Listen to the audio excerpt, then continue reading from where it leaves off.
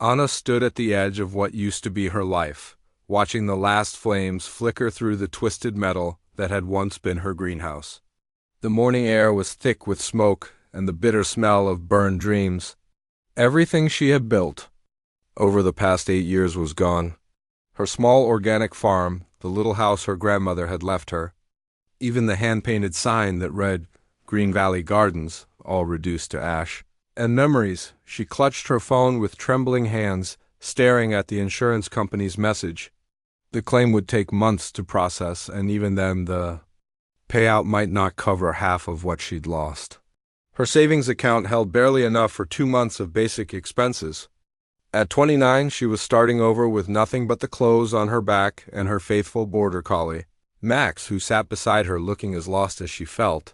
The fire had started 3 days ago in the national forest, 20 miles away. She'd watched the news reports, never thinking it would reach her small valley. But the wind had changed overnight, and by dawn, the orange glow on the horizon had become a wall of flames racing toward her property. She'd barely had time to grab Max and a few belongings before the evacuation order came. Now, standing in the ruins, she wondered where she would even sleep tonight. The Red Cross shelter in town was full, and the motels were charging triple rates, taking advantage of people's desperation. She'd called her sister in Phoenix, but with 3 kids and a tiny apartment, that wasn't really an option. Her few friends were either dealing with their own fire damage or living too far away to help. That's when she heard the truck pull up behind her. The engine had a distinctive rumble, and she knew it was Tom Harrison even before she turned around.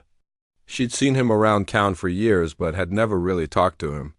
He was one of those quiet, keep-to-himself types who nodded politely at the feed store, but never stuck around for conversation.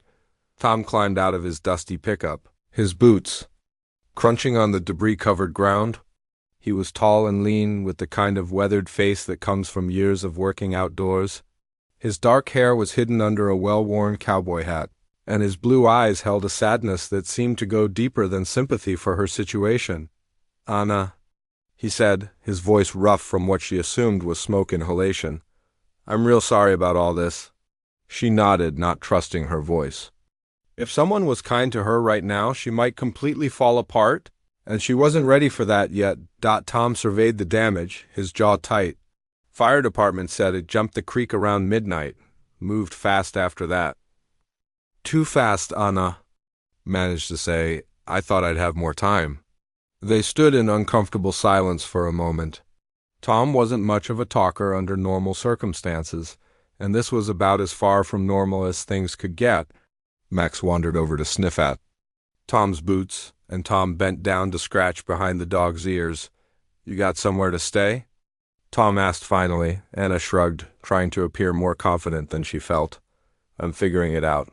Tom studied her face, and she had the feeling he could see right through her brave front. "My place has a spare room," he said quietly. "Nothing fancy, but it's clean and dry." The offer caught her off guard. She knew Tom owned a cattle ranch about 5 miles down the valley, but they'd never been more than acquaintances. "I appreciate that, but I couldn't impose." "You're not imposing," Tom interrupted. "Place is too big for just me anyway." Anna hesitated. She barely knew this man, but her options were limited. And something in his tone suggested he understood what it felt like to lose everything, even if his losses were different from hers. "Just until I can figure something else out," she said. Tom nodded. "Take your time." An hour later, Anna found herself following Tom's truck down a dusty ranch road. Her car was packed with the few belongings she'd salvaged, some clothes, a photo of her grandmother, a box of important papers, and Max's bed and toys.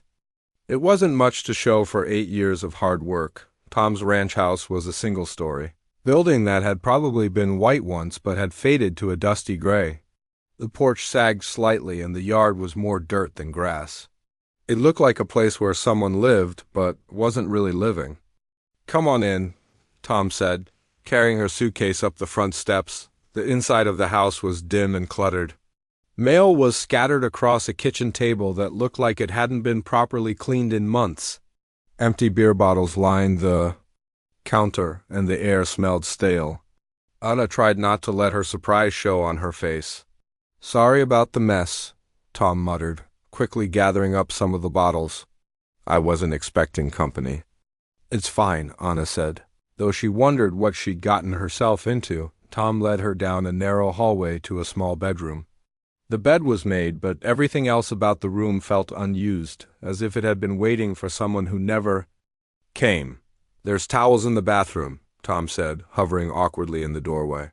And help yourself to whatever's in the kitchen. Anna peeked into the refrigerator after Tom left.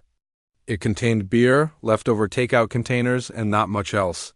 She was starting to understand why he'd said the place was too big for just him.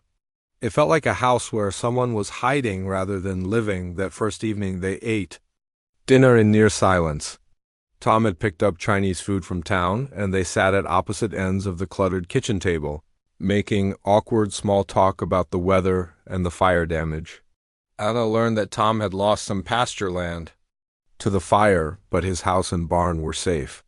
He asked polite questions about her farm, but she could tell he was just being nice. After dinner, Tom disappeared into what she assumed was his bedroom, leaving Anna alone with her thoughts. She sat on the unfamiliar bed, Max curled up beside her, and tried to process everything that had happened. 3 days ago, she'd been a small business owner with plans to expand her greenhouse.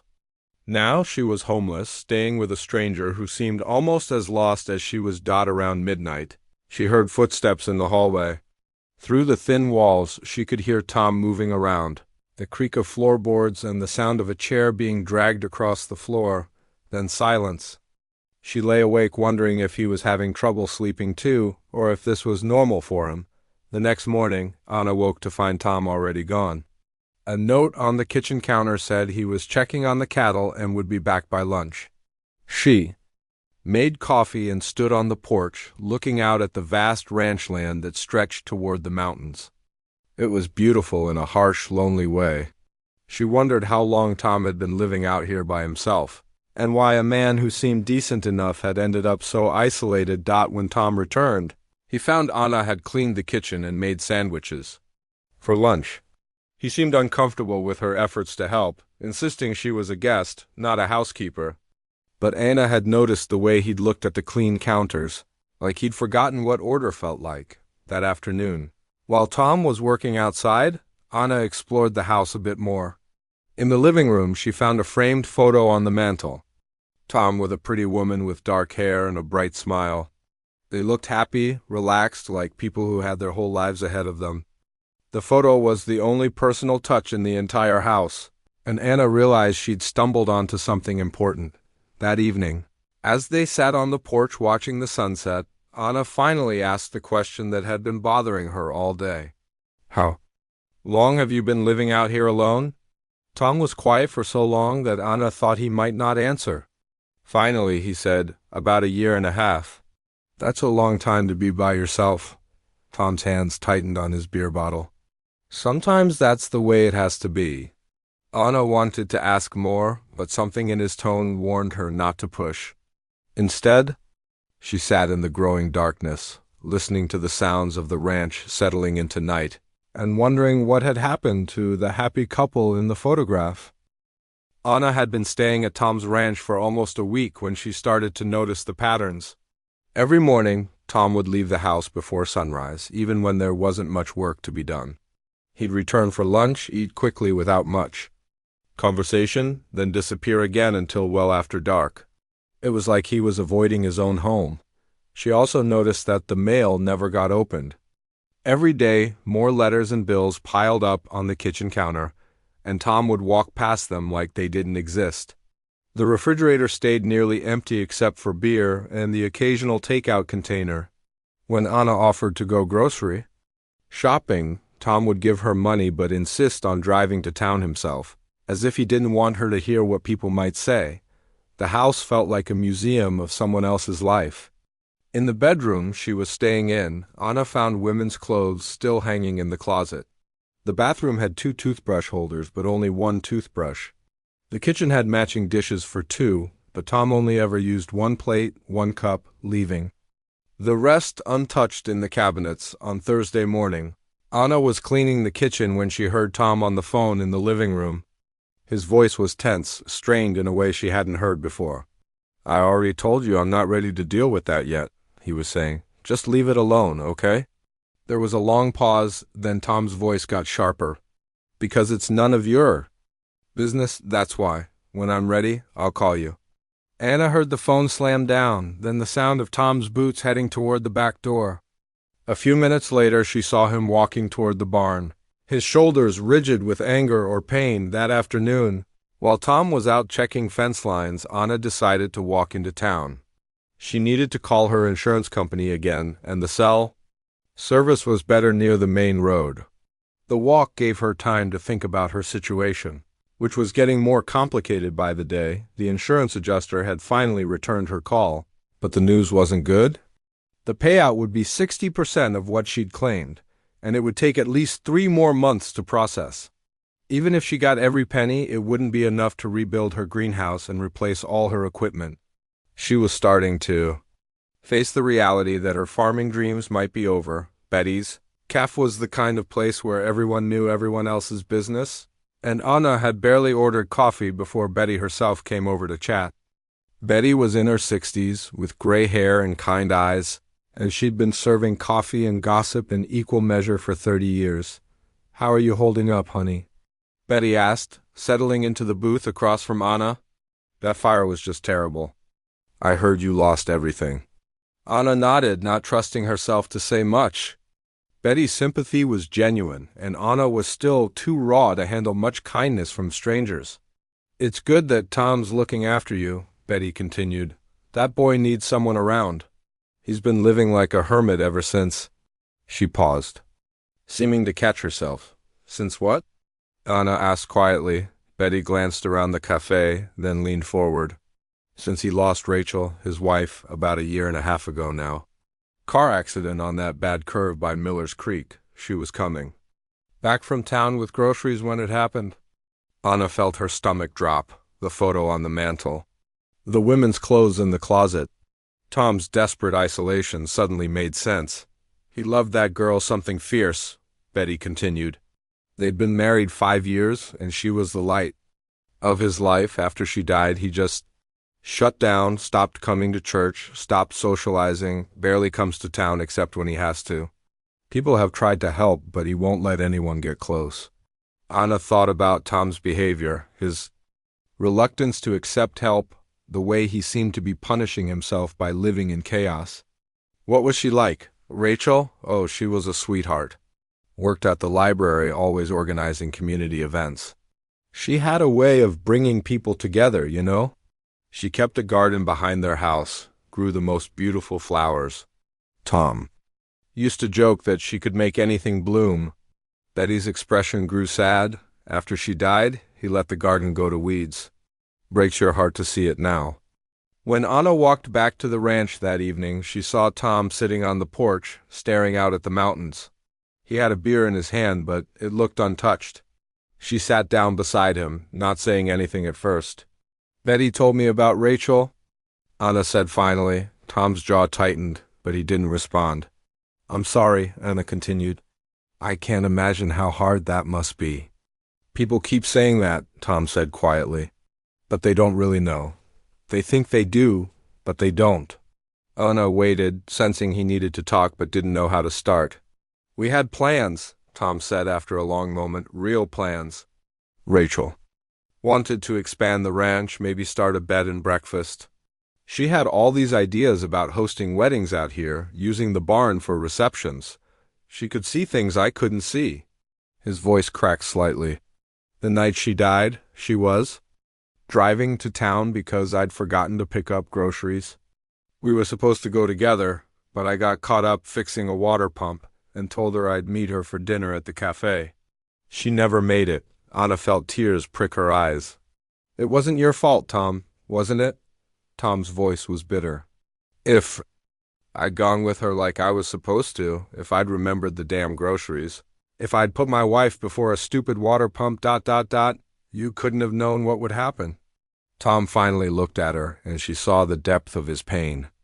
"I wake up every morning thinking about all the things I should have done different, all the ways I let her down." And then I think about how I'm still here and she's not, and I don't know how to live with that. Anana reached over and took his hand. It was rough and calloused, but it was trembling slightly. You're living with it by not living at all. Maybe that's what I deserve. Rachel wouldn't want that for you. Tom pulled his hand away. Don't. Don't tell me what Rachel would want. Everyone says that, like they knew her better than I did. Anna was quiet for a moment, then said, You're right. I didn't know her. But I know what it's like to lose everything you've worked for, and I know that surviving isn't the same as living. They sat in silence as the sun set behind the mountains. Anna thought about her own losses, her uncertain future, and the broken man sitting beside her who was trying to help her despite his own pain. I've been thinking about what I'm going to do, Anna said. About the farm, I mean. The insurance. Money won't be enough to rebuild. Tom turned to look at her. You could stay here. Help me with the ranch. I could use someone who knows about growing things. Anna studied his face. Are you offering me a job because you need help or because you feel sorry for me? Tom was quiet. For a long time, maybe both, he said finally. But mostly because this place is too quiet without someone else around. Anna understood. They were both broken in different ways, both hiding from their pain. Maybe they could help each other heal, or maybe they'd just be two broken people sharing the same space. Either way, it was better than being alone. Okay, she said, but I pay rent, and I'm cooking real meals. This takeout situation has to stop. For the first time since she'd known him, Tom almost smiled. Rachel used to say the same thing. As they walked back into the house together, Anna noticed Tom glance at the photo on the mantel, but this time his expression was softer, less tortured. It was a small change, but it felt like a beginning. Anna had been at the ranch for 3 weeks when the spring storm hit. She woke up to the sound of rain pounding against the windows and wind howling through the trees. By the time she made it to the kitchen, Tom was already pulling on his rain jacket, looking worried.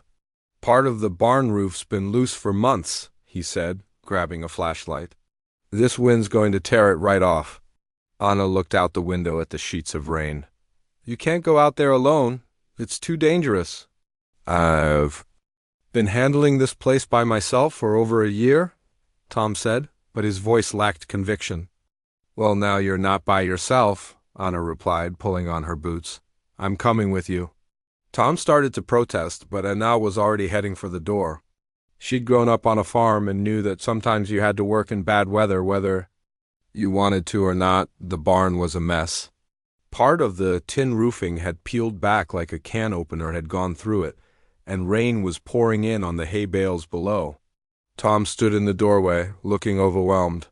We need to get a tarp over. That section, Anna shouted over the wind.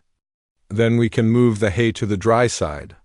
For the next 2 hours, they worked together in the storm. Anna proved she wasn't afraid to climb up on the roof, even in the rain. She held the tarp steady while Tom nailed it down, and then they spent another hour moving soggy hay bales to safety. By the time they finished, they were both soaked and exhausted. But the barn was secure. Back in the house, Anna made hot coffee while Tom built a fire in the living room fireplace. They sat on the couch, still damp but warming up, and Anna noticed something different about Tom. He seemed more alive than she'd seen him since she'd arrived. You're good at this, Tom said, wrapping his hands around his coffee mug. At what? Ranch work. You know what you're doing. Anna smiled. My grandmother always said that farming was farming, whether you're growing vegetables or raising cattle. You just have to pay attention to what needs doing. Rachel used to say something like that, Tom said, and for the first time mentioning his wife's name didn't seem to cause him physical pain over the following days. Anna and Tom fell into a working partnership. She helped him with the daily chores, learned about managing cattle, and started organizing the paperwork that had been piling up for months. Tom, in return, showed her the parts of ranching she'd never experienced, how to check for sick animals, how to repair fencing, how to read the weather patterns that could mean the difference between a good day and a disaster. One morning, while they were fixing a water trough, Anna noticed a patch of ground behind the house that looked different from the rest of the yard. The soil was darker, richer, and there were the remnants of what might have been raised beds. Was this Rachel's garden? She asked. Tom looked up from the trough, following her gaze. His expression grew sad. Yeah, she loved that garden. Spent every evening out there, talking to the plants like they were people. Anna walked over to the abandoned garden space. Weeds had taken over, but she could see the bones of what had once been a beautiful space. There were the remains of a small greenhouse, a compost bin, and even a stone path that led to a bench under an old apple tree. It's a good spot, Anna said. Gets morning sun, but there's protection from the afternoon heat. Tom joined her, looking at the overgrown space. I couldn't bring myself to do anything with it after she died. Couldn't stand to look at it, but couldn't bear to tear it down either. Anna knelt down and pulled up a handful of weeds. The soil underneath was still good, still rich with the compost Rachel had worked into it. What if we cleaned it up? Tom shook his head. I don't think I can handle that. Not to replace what she built? Anna said quickly. Just to take care of it, to honor what she started. Tom was quiet for a long moment. I don't know anything about growing flowers. We could start simple, maybe some vegetables. Tomatoes, peppers, things that are hard to kill. That afternoon, Anna found Tom standing in the garden space just looking at it. She joined him, and they stood in comfortable silence for a while. She had big plans for this place, Tom said finally. Wanted to expand it, maybe sell vegetables at the farmer's market. She had this idea about growing herbs for the restaurant in town. Those sound like good plans. Yeah, they were. Rachel was always full of good plans. Tom's voice was wistful rather than bitter. She saw possibilities everywhere. I just saw problems. Anna understood. She'd been the same way about her own farm, always focused on what could go wrong rather than what could go right. Maybe that's what made you a good team. Over the next few days, Anna found herself thinking about the garden more and more. She'd lost her own growing space in the fire, and her hands were itching to get back into the soil. Finally, she decided to take a small step without asking permission. She drove to the garden center in town and bought a few packets of seeds, tomatoes, lettuce, herbs that would grow easily in the mountain climate. When she got back to the ranch, she found Tom working on a broken gate. I bought some seeds, she said, showing him the packets. Just basic stuff. I thought maybe we could clear out a small section, see how it goes. Tom looked at the seeds, then at her face. You really miss it, don't you? Having plants to take care of? I do. It's been part of my life for so long, I feel a little lost without it. Tom nodded slowly. Rachel used to say that plants were like people. If you ignored them, they'd wither up and die. But if you gave them attention, they'd surprise you with how strong they could be. That evening they walked out to the garden.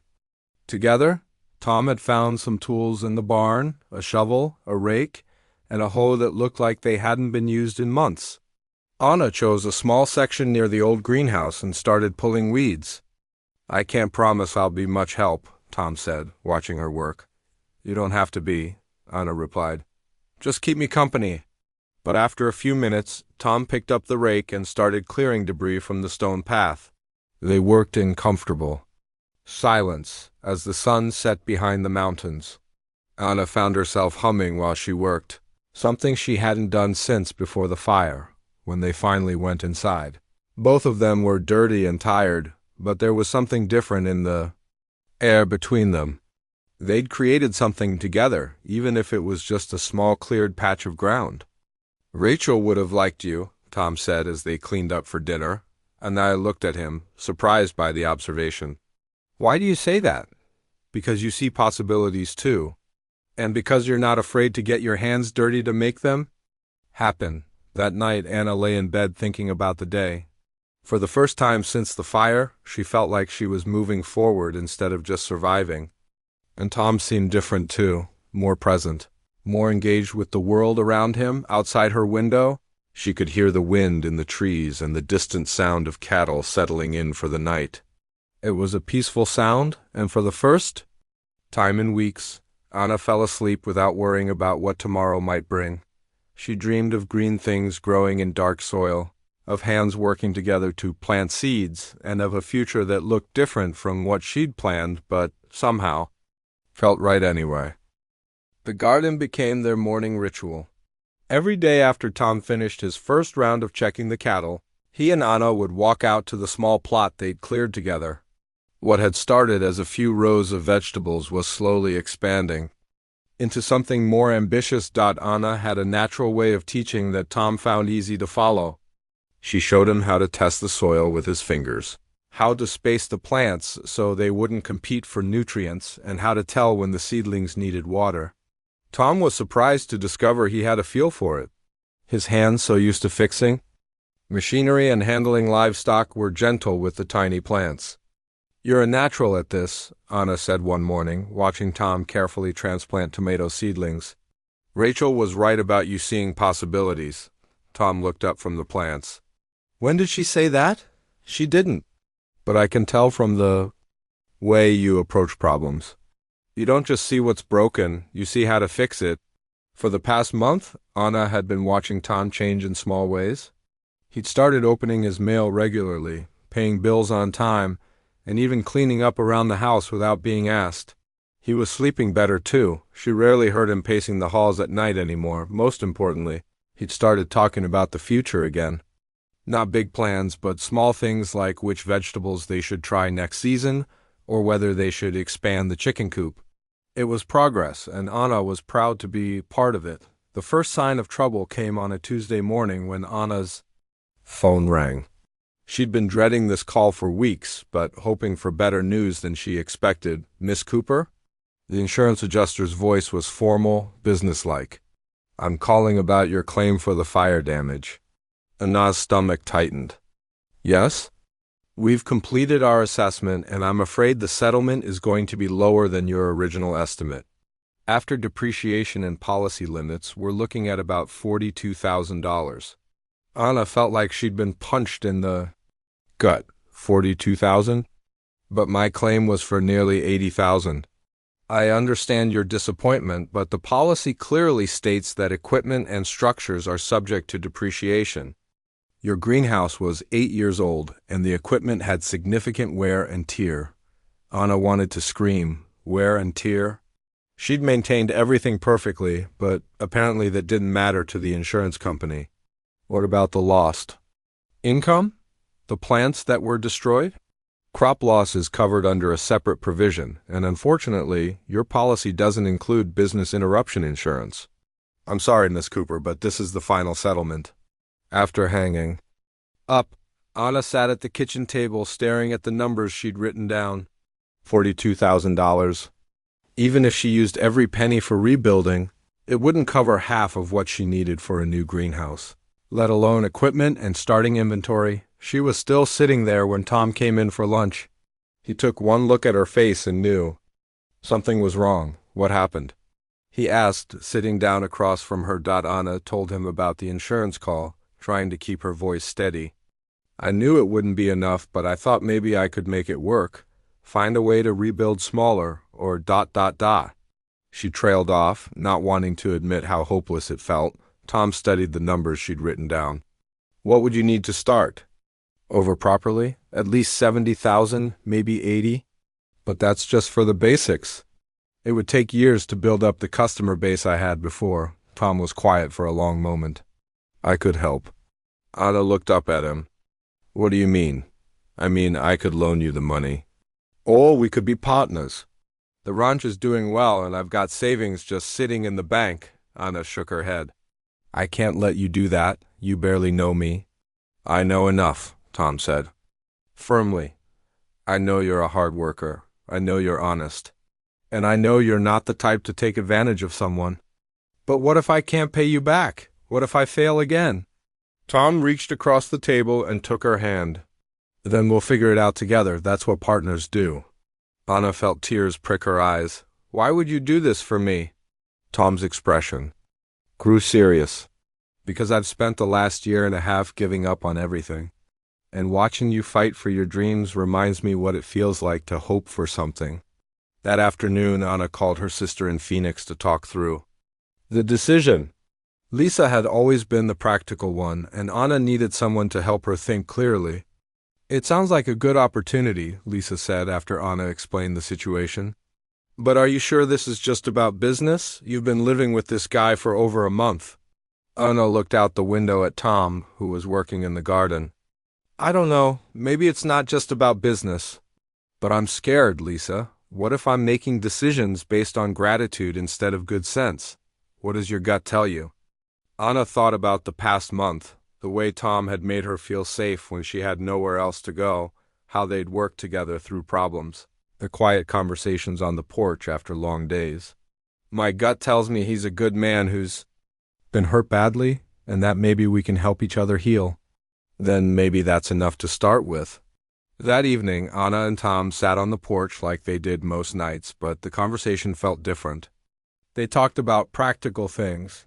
How much land they'd need for a proper market garden, what crops grew best in their climate, how to build a customer base. But underneath the business talk, Anna sensed something else changing between them. The way Tom looked at her when he thought she wasn't watching. The way their hands had lingered when he'd passed her a tool in the garden. The comfortable silences that felt full of unspoken words. "I've been thinking about what you said," Anna told him as they watched the stars come out. "About being partners. And I think I'd like to try, but I want to do this right. Legal papers, clear expectations, everything above board." Tom smiled, and Anna realized it was the first really genuine smile she'd seen from him. "I wouldn't expect anything less." They sat in comfortable silence for a while, listening to the night sounds of the ranch. Anna felt a peace she hadn't experienced since before the fire. Not just about the business opportunity, but about being here, with Tom, building something. "Together, can I ask you something?" Tom said suddenly. "Of course. Do you ever think about staying here permanently? Not just for the business, but—" He paused, seeming to search for the right words. "Because you want to?" Anna's heart started beating faster. "I've thought about it. More than I probably should. Why shouldn't you?" "Because I don't want to be the person who helps you heal just so you can move on to someone else. I've been that person before and it doesn't end well." Tom turned to face her fully. "What if you weren't just helping me heal? What if you were something more?" Before Anna could answer, Tom leaned toward her. She could have pulled away, could have made some excuse about it being too soon or too complicated. Instead, she found herself meeting him halfway. The kiss was gentle, tentative, like they were both afraid of breaking something fragile.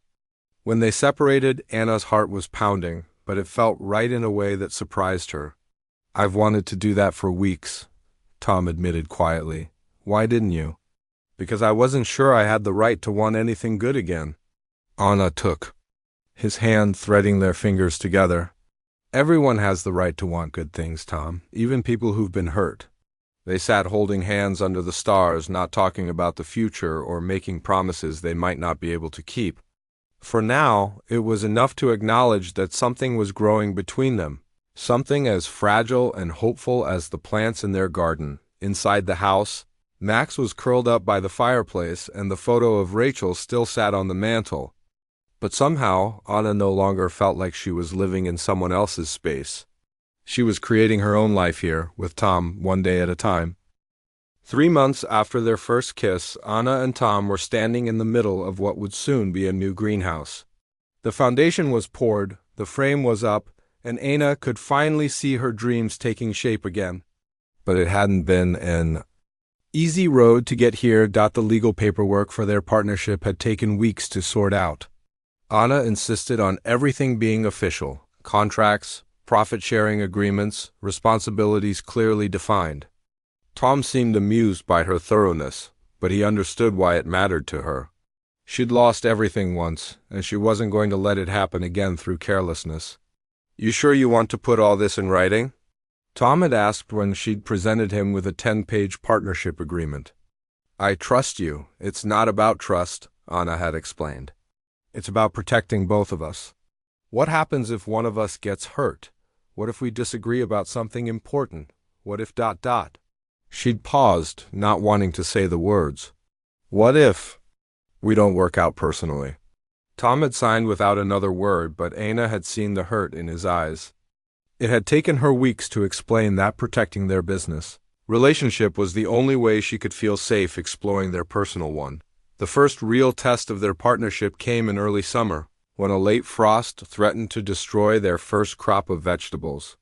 Anna woke up to find Tom already outside, setting up smudge pots between the rows of plants. "How bad is it?" she asked, pulling on her jacket. "Bad enough. Temperature's supposed to drop to 28 degrees. We'll lose everything if we don't. Do something." They worked through the night, covering plants with sheets and tarps, keeping the smudge pots burning to create warm air currents. Anna had never been so tired, but she'd also never felt so much like she was exactly where she belonged. By dawn, they'd saved most of the crop. They stood in the garden, exhausted and covered in soot, surveying their work. That's when Tom pulled her into his arms and kissed her, right there among the tomato plants. "We make a good team," he said against her lips. "Yeah, we do." The farmer's market in town had been skeptical at first. Anna was the newcomer who'd lost her farm to the fire, and Tom had been a cattle rancher his whole life. But their vegetables were good, and word spread quickly. By midsummer, they had a regular customer base, and restaurants in the nearby tourist town were asking for their organic produce. Success brought new challenges. They needed to expand faster than planned, which meant longer hours and more stress. Anna found herself falling back into old patterns of perfectionism, staying up late to research new growing techniques and worrying about every detail. "You're doing it again," Tom said one evening, finding her at the kitchen table surrounded by seed catalogs and planning sheets. "Doing what?" "Trying to control everything." "The plants will grow, Anna. They don't need you to lose sleep over them."